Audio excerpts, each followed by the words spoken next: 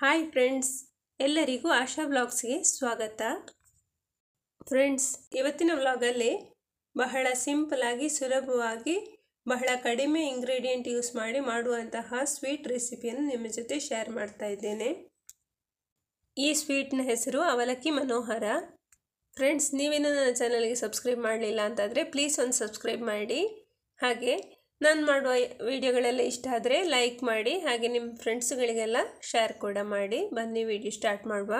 ಅವಲಕ್ಕಿ ಮನೋಹರಕ್ಕೆ ಬೇಕಾಗಿರುವಂತಹ ingredient: 1 cup ದಪ್ಪ ಅವಲಕ್ಕಿ, ಹಾಗೆ 1 ಕಪ್ ಸಕ್ಕರೆ, ಒಂದು ಸ್ವಲ್ಪ ಒಣ ಕೊಬ್ಬರಿ ಚಿಕ್ಕ ಚಿಕ್ಕಗೆ ಕಟ್ ಮಾಡಿದ ಪೀಸ್ಗಳು, ಸ್ವಲ್ಪ ಏಲಕ್ಕಿ. ಅವಲಕ್ಕಿಯನ್ನು ಕರಿಯಲು ಬೇಕಾದಷ್ಟು ಎಣ್ಣೆ. ಫ್ರೆಂಡ್ಸ್, ನಾನಿಲ್ಲಿ ಸ್ಟವ್ ಮೇಲೆ ಎಣ್ಣೆ ಬಿಸಿಯಾಗಲು ಇಟ್ಟಿದ್ದೇನೆ. ಎಣ್ಣೆ ಒಳ್ಳೆ ಬಿಸಿಯಾದ ಮೇಲೆ ಅದಕ್ಕೆ ಒಂದು ಈ ರೀತಿ ಸ್ಟ್ರೈನರ್ ಹಿಡಿದು ಅದಕ್ಕೆ ಸ್ವಲ್ಪ ಸ್ವಲ್ಪ ಅವಲಕ್ಕಿ ಹಾಕಿ ಈ ಎಣ್ಣೆಗೆ ಅದ್ದಿ ಹಿಡಿಬೇಕು. ಆಗ ಅವಲಕ್ಕಿ ಎಲ್ಲ ಉಬ್ಬಿ ಚೆನ್ನಾಗಿ ಗರಿ ಗರಿಯಾಗಿ ಬರ್ತದೆ. ಇದೇ ಥರ ತೆಕ್ಕೊಂಡಂತಹ ಎಲ್ಲ ಅವಲಕ್ಕಿಯನ್ನು ಚೆನ್ನಾಗಿ ಎಣ್ಣೆಯಲ್ಲಿ ಕರಿದಿಟ್ಟುಕೊಳ್ಬೇಕು.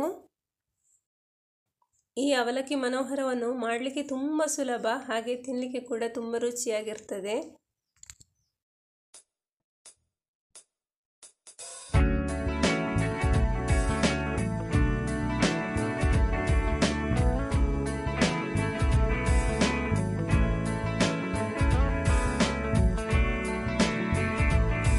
ಅವಲಕ್ಕಿ ಎಲ್ಲ ಹುರಿದಾದ ಮೇಲೆ ಇದಕ್ಕೆ ಕೊಬ್ಬರಿ ಪೀಸನ್ನು ಕೂಡ ಹಾಕಿ ಕೊಬ್ಬರಿ ಪೀಸನ್ನು ಕೂಡ ಚೆನ್ನಾಗಿ ಕರಿದು ತೆಗಿಬೇಕು. ಕೊಬ್ಬರಿಯನ್ನು ಚಾಕ್ಲೇಟ್ ಕಲರಿಗೆ ಬರುವ ತನಕ ಕರಿಬೇಕು. ಈಗ ಸ್ಟವ್ ಮೇಲೆ ಒಂದು ಪಾತ್ರೆಯನ್ನಿಟ್ಟು ಅದಕ್ಕೆ ಸಕ್ಕರೆಯನ್ನು ಹಾಕಿ ಅದಕ್ಕೊಂದು 1/4 ಕಪ್ನಷ್ಟು ನೀರನ್ನು ಹಾಕಿ 2 ಎಳೆ ಪಾಕ ಮಾಡಬೇಕು.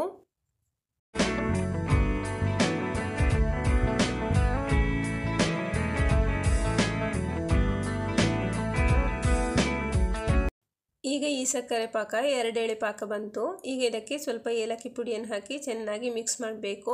ಮಿಕ್ಸ್ ಮಾಡಿದ ನಂತರ ಗ್ಯಾಸನ್ನು ಆಫ್ ಮಾಡಬೇಕು.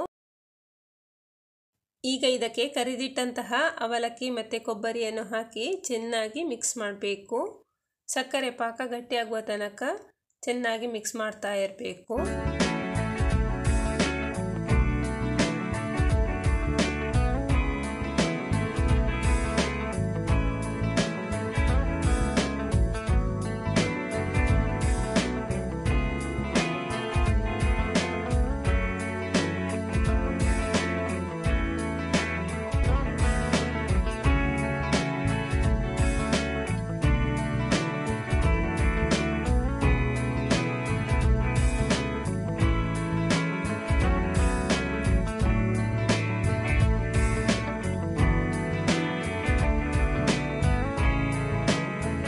ನಿಮಗೆ ಗೋಡಂಬಿ ದ್ರಾಕ್ಷಿ ಬೇಕು ಅಂತಿದ್ರೆ ಅದನ್ನು ಕೂಡ ಫ್ರೈ ಮಾಡಿ ಇದರ ಜೊತೆ ಹಾಕ್ಬೋದು.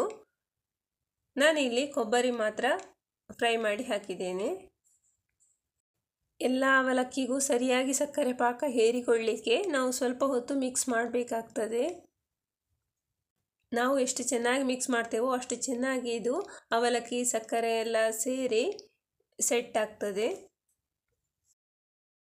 ನೋಡಿ, ಮಿಕ್ಸ್ ಮಾಡ್ತಾ ಇದ್ದಾಗೆ ಅವಲಕ್ಕಿ ಎಲ್ಲ ಎಷ್ಟು ಚೆನ್ನಾಗಿ ಉದುರಾಗಿ ಬರ್ತಾ ಉಂಟು, ಒಂದಕ್ಕೊಂದು ಅಂಟಿಕೊಂಡಿಲ್ಲ ನೋಡಿ. ಫ್ರೆಂಡ್ಸ್, ಈಗ ಅವಲಕ್ಕಿ ಮನೋಹರ ರೆಡಿ ಆಯಿತು.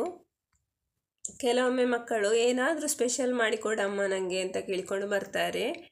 ಆಗ ನಾವು ಮನೆಯಲ್ಲಿರುವ ಇಂಗ್ರೀಡಿಯೆಂಟನ್ನೇ ಯೂಸ್ ಮಾಡಿ ಏನಾದರೂ ಹೀಗೆ ಸ್ಪೆಷಲ್ ಮಾಡಿಕೊಟ್ರೆ ಅವರು ಕೂಡ ತುಂಬ ಖುಷಿಯಿಂದ ತಿಂತಾರೆ. ನೀವು ಕೂಡ ಈ ರೆಸಿಪಿಯನ್ನು ಟ್ರೈ ಮಾಡಿ. ಫ್ರೆಂಡ್ಸ್, ಇವತ್ತಿನ ರೆಸಿಪಿ ನಿಮಗೆ ಇಷ್ಟ ಆಯಿತು ಅಂತ ಭಾವಿಸ್ತೇನೆ. ಇಷ್ಟ ಆದರೆ ಲೈಕ್ ಮಾಡಿ, ಶೇರ್ ಮಾಡಿ, ಸಬ್ಸ್ಕ್ರೈಬ್ ಮಾಡಿ. ಮುಂದಿನ ವ್ಲಾಗಲ್ಲಿ ಸಿಗುವ. Thank you for watching.